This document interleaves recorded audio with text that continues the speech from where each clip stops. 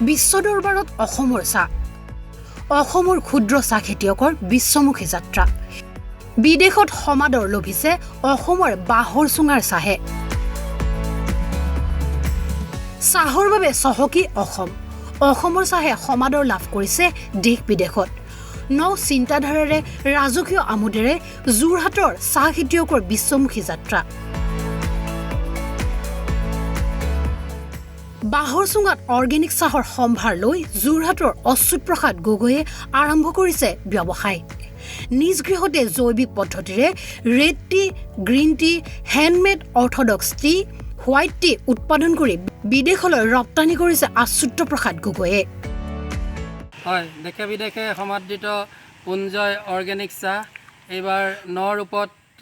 এটা নতুন গেটআপেৰে উলিয়াই দিব খুজিছোঁ বাঁহৰে তৈয়াৰী পেকেজিঙেৰে বাঁহৰ চুঙাত এতিয়া বৰ্তমান প্ৰাথমিক অৱস্থাত দুটা অৰ্থডক্স টি আৰু গ্ৰীণ টি বাঁহৰ চুঙাত উপলব্ধ হ'ব বিদেশলৈ যাব আৰু স্থানীয় বজাৰতো উপলব্ধ হ'ব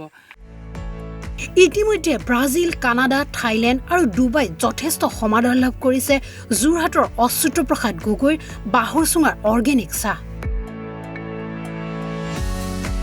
যোৰহাটৰ পৰা জুন্তু তাঁতী ৰিপৰ্ট ঈশান নিউজ